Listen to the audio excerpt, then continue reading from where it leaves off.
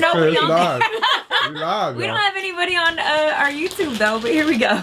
I wish maybe I could put something on my tablet too. And drumroll, we are back for another exciting episode of The Spicy Life.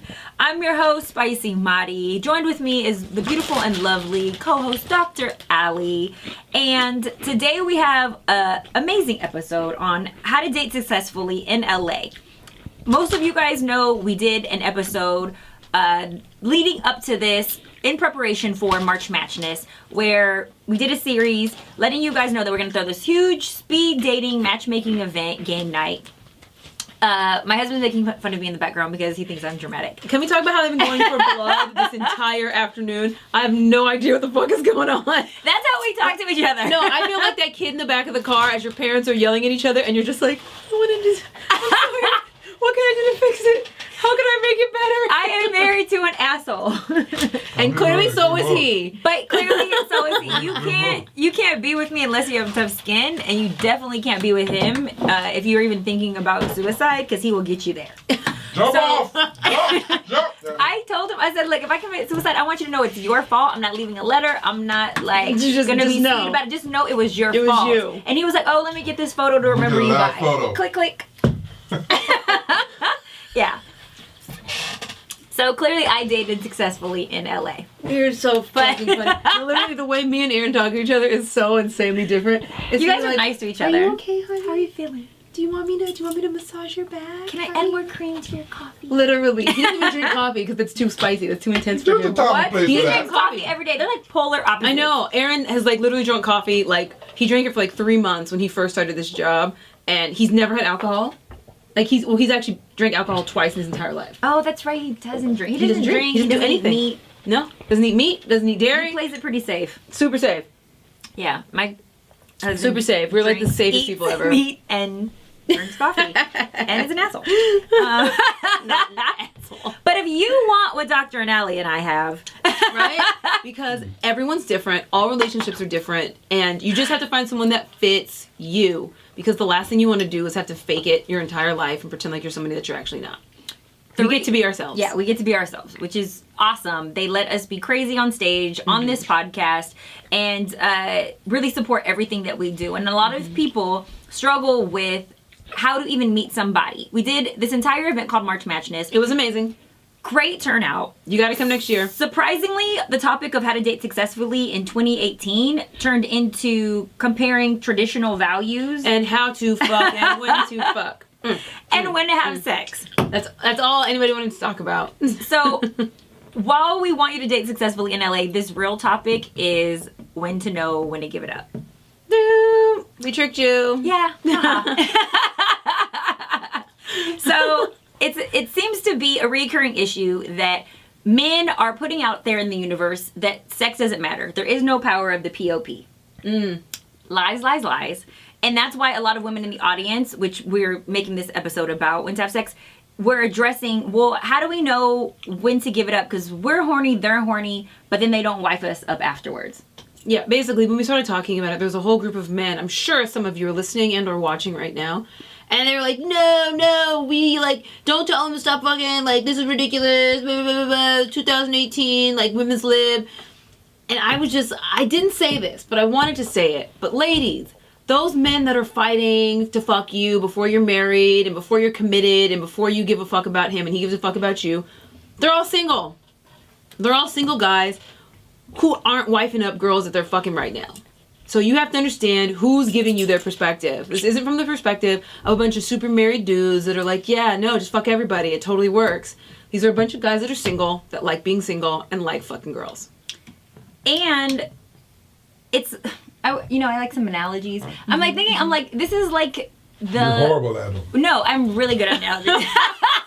Everybody loves my analogies. I think we need Shay to be on the show today. Well, he interjects it because my volume wasn't even on for my YouTube, so I don't even know. Oh, shit. I just turned the volume on right now for my phone.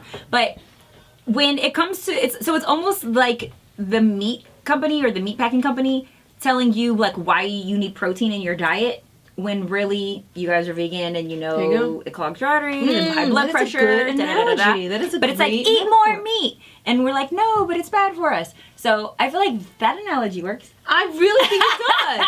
That was terrible. No, it was great. It wasn't. The meat company wants you to eat meat even if it's bad for you, and dudes want you to fuck even if it's bad for you because they're the ones who are benefiting from the free pussy. Get it? Okay. He doesn't want to admit it that was actually good. He doesn't want to admit it. So, I'm 'Cause married no to a one hater. said meat's not that isn't good for you. Meat, That's okay. subjective. It's subjective, but so is when you should give it up. It depends on if you're reading studies by meat companies or studies by medical doctors. This is true. See? Everything in moderation. Not rat Anyways, poison. back to the No. Dr. Allie and Spicy Marty show. I know, we're back. If you can't tell, I'm vegan. Shay your way out of it. And I am a carnivore. Okay, when should you I give think it up? You're going on an all meat diet, aren't you? No, I am allowed to have cheese All meat diet. and vegetables. I can incorporate vegetables, but I'm not going Jesus. to eat carbs. Jesus. Okay, sorry. Jesus Christ. Can I say that? Jesus Christ? Get it? Cheese is Christ? I don't like it. Okay. I do love cheese. I just made it a spiritual. Okay. Anyways, you guys don't get it? The joke? Jesus Christ? Anywho, back to an organized podcast. The main issue was, when do we give it up? We just gave you guys a great analogy about why you are getting a subjective perspective coming from men. But you've been dating someone. You're feeling chemistry. You're feeling sparks. You've decided, I like this person. He likes me back. I think it's time for us to have sex. Men are going to tell you that they need to taste it to make sure that you guys are sexually compatible before they invest more. Although sexual compatibility is extremely important, it's not the most important thing. Mm-hmm. And you brought up a topic at the event about just what it does from a chemical standpoint, and the endorphins and oxytocin, all the good shit. toxic mumbo, Oxytocin and vasopressin. You know how Dr. Allie be throwing out those big words. I throw them out. But if you're not somebody who can see clearly or level-headed when it comes to having sex, if you know that you're somebody that gets emotionally connected, you want to take your time with it. And one thing that you do is don't put yourself in situations where you might potentially be ending up in bed with this person. Maybe only have 2 drinks when you're going out. We already know that alcohol makes us more uninhibited. Let's not get chocolate wasted, so that way we're not messing up our judgment. Spicy tip right there, drink less. Yeah, go out with accountability, an accountability buddy is what I call it, because I watch way too much South Park. But an accountability friend. Someone who you can tell in the beginning of the night, like, my intent is not to fuck tonight. Make sure I get home and I'm home alone by myself. And have a friend that can actually, like, hold you to that. Because, there's just certain times when you get weak, he gets weak, and you need someone to be strong for you. It's like that minute when you want to eat that donut, but you know you don't need it. Yep. And you need someone to smack it out of your hands. Just knock it onto the ground. Yeah. I think the POP has power. The power of the pussy. We have lost it by giving up. And I was having like a sidebar conversation with you about that. We have lost our power by giving up, one, the pussy way too soon. Way too soon. But also, if every single woman gives it up, of course we're going to be making men feel as if there's no value to it and they can get it anywhere. So then we give it up sooner because we're scared they're going to get it somewhere else. Economics. But if we all band together, if we all linked up and they couldn't get it from any of us, they're going to wife you up so they can get it. Favorite story, Aristophanes wrote Lysistrata, this old Greek story, which Chirac was based on. Where basically the men were at war. Lysistrata didn't want them to be at war. The women didn't want them to be at war. They would come home every weekend to fuck their wives. And she was like, yo, let's shut it down. Let's tell every woman we're not going to sleep with our men until they get out of this war. Some women didn't want to do it. They literally got the strongest women in the village to grab those bitches up, threw them in the town hall, locked the doors. When the men came home, they were literally met with like women armed with spears. Like, nope, you're not having sex with anybody until you get out of this war. Guess when they get out of that war? Like that weekend. Of course. They're like, we're done because pussy has power. And people were really upset when we said that they lose their power when they give up their pussy to men. And the people that were upset were men. I noticed the women weren't upset. Yeah. I didn't see any woman that like had anything to say about that. It was all the guys. If they can convince us that it doesn't have power, then they can get what they want more. Exactly. And I know that you hate when I like kind of throw in spiritual stuff in there. No, do it. Put it in there. But it's almost as if the saying of the devil wants us to think that he doesn't exist, because if he can convince us to do that, then he has full reign and control. And we can just run amok. Because if we don't believe in him, then like, oh, we can do whatever we want. So there's power in not believing in that. And so it's the same thing if we believe that the pussy doesn't have any power. Well, if we don't believe that, then we'll just do whatever we want with it. But there's ramifications. Early pregnancy sometimes. You didn't anticipate to have a kid, and now you're having one when you didn't want one. HPV is a thing. HPV is popping in these streets. 80% of people have HPV.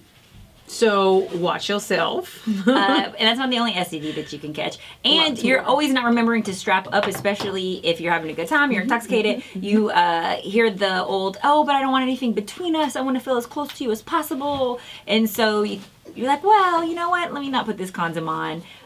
He seems safe. He's attractive. Or she seems safe. She smells good. She must have a clean pussy. Probably. So the logic that we use in order to justify being sexually fluid in these streets is crazy. But I've been in a position where I wanted to do it, therefore I did. And as an adult, you take full accountability for your sexual behavior. But we all have experienced being with someone that we regretted or that we didn't want to, or that we thought it was going to move to the next level, and it didn't. I even have a story of a guy that I was casually talking to, already made the mistake of thinking that dating a club promoter was a positive thing. So I know. I mean, everyone's dumb in their 20s. We're bringing a club promoter in here one week, too, to talk about the club culture. Yo, I used to have this trick where to get into a club, I would always just say, yeah, the promoter, Mike, he told me to come. Oh, there's always a Mike. There's always a guy named Mike with brown hair. I would be like, yeah, the one with brown hair. Mike. You know Mike. And they're like, oh, yeah. But anyways. So, oh, yeah, Mike. I was hanging out with this club promoter. Wait, Asian Mike? Asian Mike. Were you speaking with Asian Mike? Oh, okay. I'm like, there is an Asian Mike promoter. No, I was not. This guy's name was not Mike either. He was the only promoter not named Mike. But, and we were hanging out, like, very casual. Like, it was very early on. And I remember we were having this conversation. Like, it was late at night. We were talking. And we started talking about the concept and the topic of sex, right? And I was like, you know, I'm just at a place in my life where I'm not really ready to engage in any physical kind of activity with anybody. And he was like, then why the fuck am I talking to you? Damn. Yep. Mike went. Yep. Mike went in. And I was literally, I don't remember being devastated, but I remember just being really irritated. And then like a few weeks later, he came back to me, you know, and like he was like, you know, I got this new girl. And he started throwing this girl in my face, this girl that he wanted to be with. He ended up getting her pregnant. They got engaged. And it just didn't work out. It didn't end up working out. And it's like, he wasn't, because, you know, like when you're trying to dangle over somebody's head the fact that they won't give you a piece of their body, like that's what always has confused me. This is my body.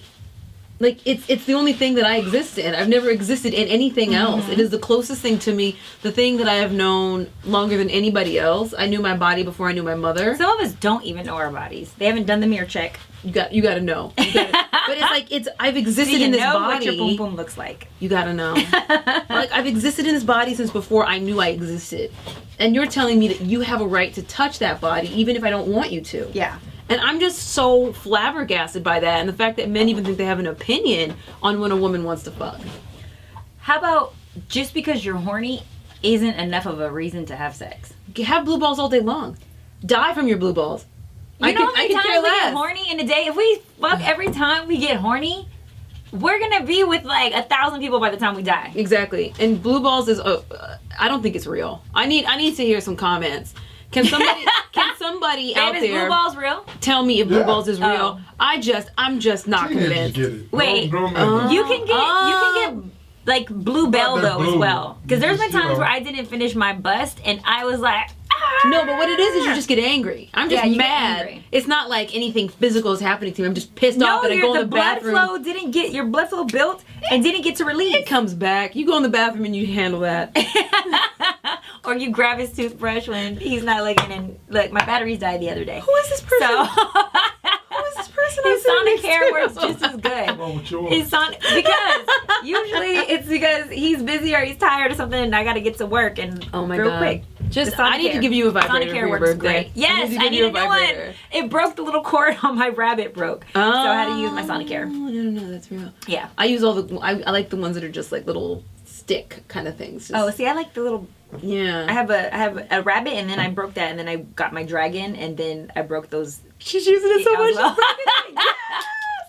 I need to. I'm the person. I just fall asleep straight away. Like I'll be like watching TV or I'll be working on something, and then I just find myself asleep in my computer. So I don't even.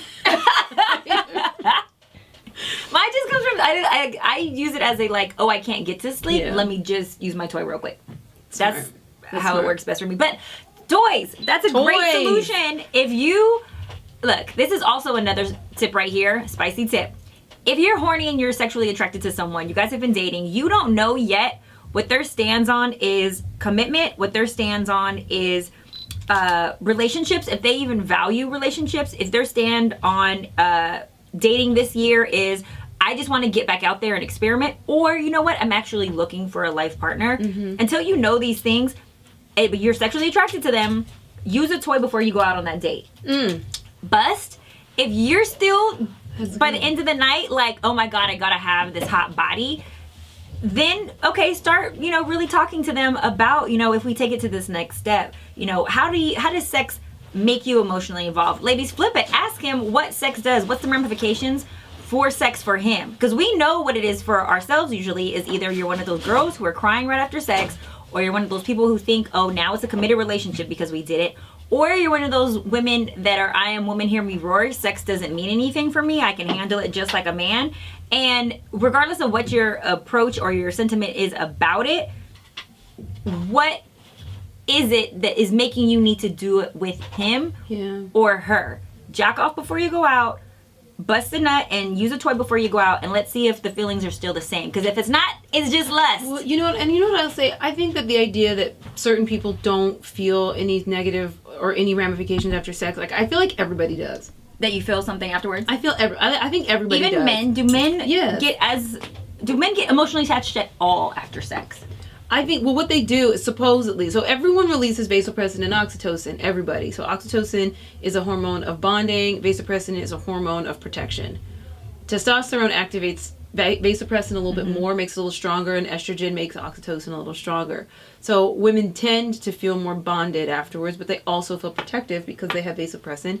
Men feel more so protective after sex, where they want to kind of be like, I'm locking this shit down. Women feel protected. Men feel protective. Women feel protective. Like the jealousy. And men feel protective as well? Yeah, but more so. Oh, But even so. more. Men feel, because testosterone makes vasopressin more potent. And so vasopressin is the hormone that makes you want to protect your house, your family, your people. And that's how they connect. But they also experience oxytocin and connectedness. And I think that people who don't experience that, I always want to ask, what happened to cause that? That you don't experience that at all. That love and that connection after sex. What happened? Did something, did you have a bad sexual experience when you were younger? Did you have a relationship that, someone really, really hurt you? You experienced rejection. Yeah, why are you shutting yourself off from sex? Because I think that sex is it naturally responds, or it naturally results in feelings of warmth, love, and connectedness. And when that doesn't happen, that's not a good thing. When you can emotionally separate yourself from the natural reaction of what sex does to you. Yeah, I feel like that's a little unhealthy. That's like eating food and not ever feeling full. It's like you can be like, yeah, I can just eat and eat and eat forever. I never feel full. Well, what's going on in your gut that you're not producing leptin? Right. You're not producing a hormone. There's ghrelin and leptin, which lets you know that you're full. Why isn't your stomach producing that hormone? What's going on? How are you overriding this through your emotions or through whatever that maybe happened to you in your life? You're overriding a very natural human process. Right. And so that's kind of when people tell me, like, I don't feel nothing. I'm kind of like, Especially women. Women, this generation, because our parents, they didn't. They were like, you're sleeping with me, you're my husband now. Our generation of women, it is, I am woman, I can handle it. Men are the only ones that can get it, and it's this idea of, feminism and female empowerment where we want to feel just as powerful as men, and for us that is also having sexual control of ourselves our mind, our body, our spirit, our soul, and not giving that power away makes us feel more powerful. I could see that, but I also feel like as long as we're comparing ourselves to men, we're also giving away our power by saying that they're the standard. By saying that men are so big and strong and amazing that we have to be like men. No, fuck that shit. We've always been stronger. We're the ones, we give birth to babies. We're walking around. Did you guys see Apocalypto? Did you see that Yes. shit? Oh my God, the way she just dropped that baby out of her body. To a baby on one leg while the pit she was in was filling with water. She held the baby above her head and she got out of that damn pit. That movie was so good. It was so good. Oh my God. And I'm just saying, I think women have always been strong. And that wasn't even scripted. That was a documentary. No. I'm joking. But women have always been strong, and I think that we minimize our strength by saying that we can only be strong if we function in the same way as men do. And we have to understand that we have our own strength, which is why men have always tried to control us for the past, 4,000 years, because before that things were very different. When Christianity and monotheistic religions arrived, they really sought to control a lot of things that women were doing naturally, like the whole idea of witches came about at the same time because women were the healers in their town. Yeah. And so doctors wanted to take control, and doctors didn't want women to be doctors, so they said that women who did medicine were fucking witches. Right. And we still to this day are scared of brujas and witches and obis and all of these people. And it's because, we were told by these men back in the day, these powerful, strong women weren't powerful, they were wicked. Yeah. And so we need to really come into our own. And I think it might take a few more generations for us to really kind of like shake ourselves loose from this idea that in order to be powerful, we have to behave manly. Like men. Yeah, like strong and this. I think that's why, like, for example, people didn't resonate with Hillary Clinton. Because a woman acting like a man, a classic man, right? But how is Hillary acting like a man? But here's the thing. They perceived her as acting like a man. Because she was running for president? Because she was just direct and stern and, went after what she wanted. I mean, she was going for a powerful position. Yeah. She needed to exude power. Exactly. But what sucks is power is only what we socially deem as masculine. Right? Because to be honest, a woman can be just as direct as a man, and it doesn't necessarily have to mean that directness is a male tendency, right? But in our society, we interpret directness and forcefulness as being masculine. But what ends up happening is people actually end up interpreting it in a woman as being bitchy and cold. Which is not true. It's unfair. It's unfair. But, for the sake of this generation, somebody should have sat down with her and had her play it a little different. Like, if I had sat down with her... Oh, you sound like one of the football. Like straight up. People who watch football, and they're like, if I was on the field, Monday if I morning was on quarterback, the court, I could have made that touchdown. So if you were training Hillary, you could have got her into the White Office. You could have got her to maybe so. I don't know. The White House. You're in the studio with us right now. I like all the love she's getting. Y'all give me more love. Oh, I need more love. The hearts. Hi, boo. How you doing? So this is our live podcast. If you haven't been checking in with our YouTube channel, please go to the Spicy Life. Watch our entire video if you missed anything. You'll be able to see the entire video. You can also go to SoundCloud, iHeartRadio. We post a new episode every single week. And you'll see the entire video as well that's up right now from March Madness, How to Date Successfully in LA. But back to tackling how to know when to have sex. I'm not mentioning no names, but somebody on my live is saying, why y'all salting the game? Okay. We know that you want to have sex. We get that. Sex is beautiful. Sex is amazing. Hey, Aaron. Once you pop, you can't stop. It is delicious. It's like eating hot Cheetos. You can't just have one hot Cheeto. You gotta eat the entire bag, maybe 2 bags. Clearly, I love hot Cheetos and everything spicy. Okay. When are we gonna go back? Are we ready? She should have been back. Are we back? Oh, so. Sorry, we got like 3 cameras going on in here at iHeart. Hey, Shelby. Hi, Shelbs. Wait, who can I say hi to right now? Oh, hi, Mediocre Genius. I got our dating blogger with the spicy life. Yeah, I got Aaron Bender over here. He's not at work today, so what's going on? Does Alda Digital still do post videos? Yeah, I think Alda does. Who's this? So what kind of man are you looking for, Madi? So I'm married right now, but I appreciate that question. But I do recommend when I'm giving out dating advice that not what you are looking for, but instead of making a list of what you want, make a list of what you need. What can you compromise on there that is really in alignment with your core values? Because you can't compromise the core values, but you can compromise some of the want stuff. I would love to have married a millionaire. I could compromise the millions. He just has to be a thousandaire. So No, that's don't do real. it off of superficial shit. Do it based off of what you need. That's real. It's like you have to really know the things that are like core to your being. Like for me, communication was absolutely number one. I couldn't be with a had to have man, it. you know, like let's going back to like the millionaire concept. I couldn't have the richest man on planet Earth if we couldn't sit still and be in each other's presence. You know how much talk $1 to each million other. dick I have turned down? Turned it down. What? Turned Let it me down. tell you, there we live is in LA. so many. So much $1 million dick in this world that we're like, nah. Do you know how hard it is to turn down $1 million dick? It's a lot more sexier than thousandaire dick. But when I tell you that you have to be very selective about who you give the goodies to, spicy tip right here, let all of them think that they have a chance to hit it. You make every fella feel like they're running the race equally. At some point, you're gonna get it. I'm just not ready. I need to trust you more. What are you gonna do to make me feel safer?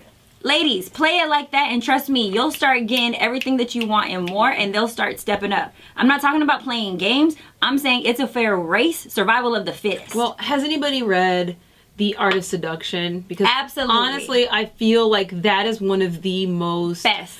articulate and eloquent books when it talks about, it's not, so, and because it's not always about relationships, it's not always about sex. The Art of Seduction is just talking about how you maneuver through the world and how you use your talent. Everyone has a talent, and if you don't like the word seduction, it's kind of like your ability, like how are you most convincing? Right. You know, so you use the things that are most natural to you to make yourself the most convincing to get the things that, you know, you need out of life.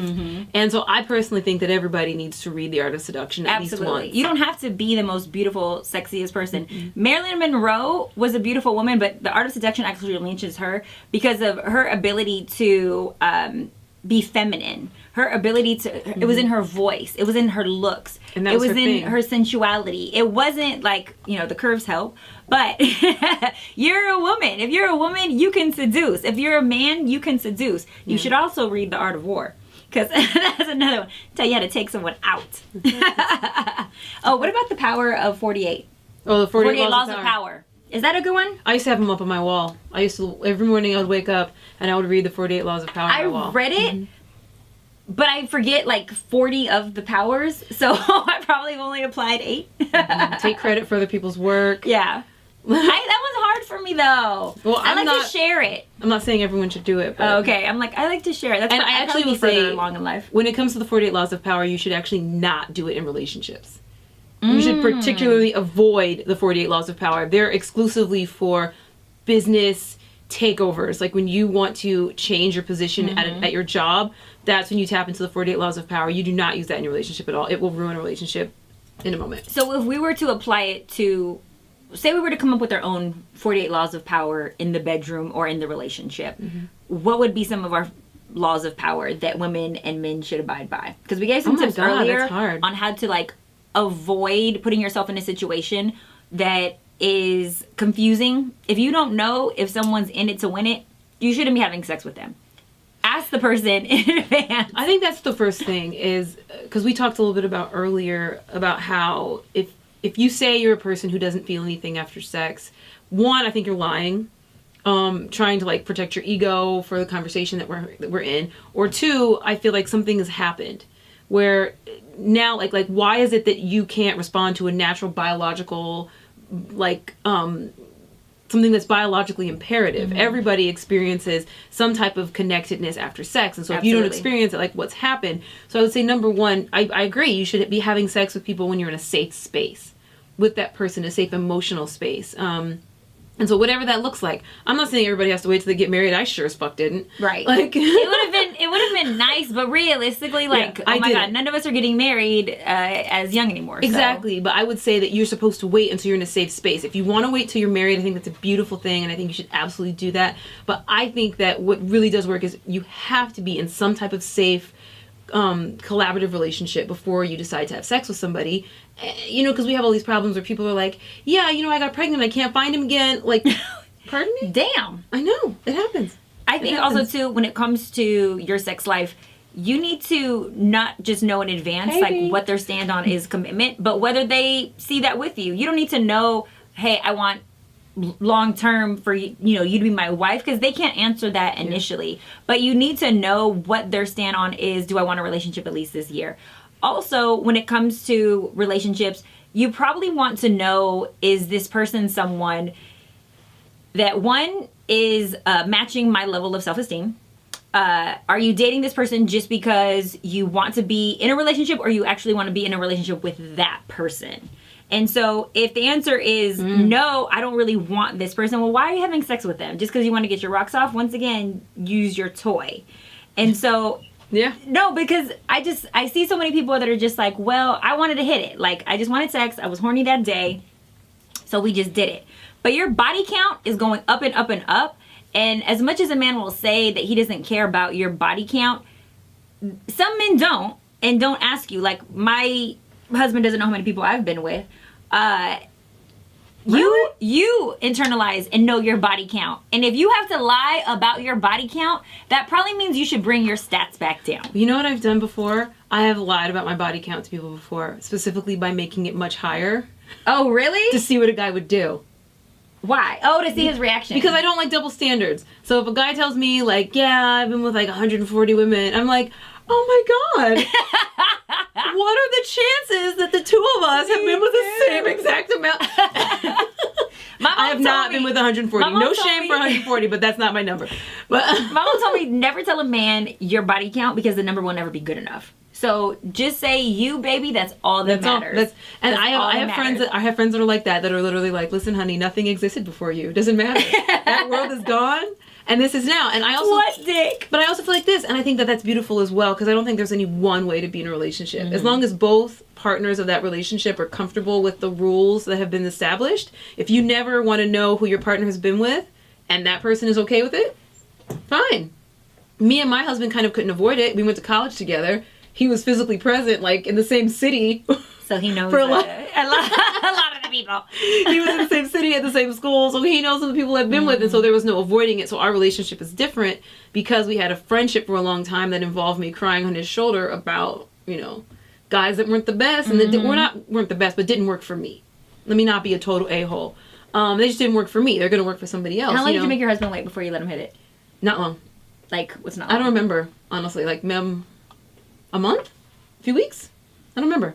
Aaron, are you on here? 2 weeks or 3 weeks. A month is 4, typically, based on the time I honestly don't remember. I know we moved in together 3 months after we started dating.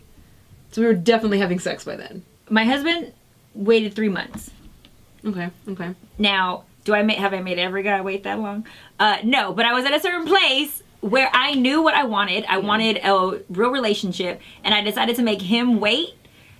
Not for him, not because I'm trying to play games, but because I needed to make sure that what I was experiencing with him was real, and that his representative wasn't showing up and my representative wasn't showing up. There you go. And so part of also what I was trying to figure out too was, is this going to turn into something where this is, just casual sex?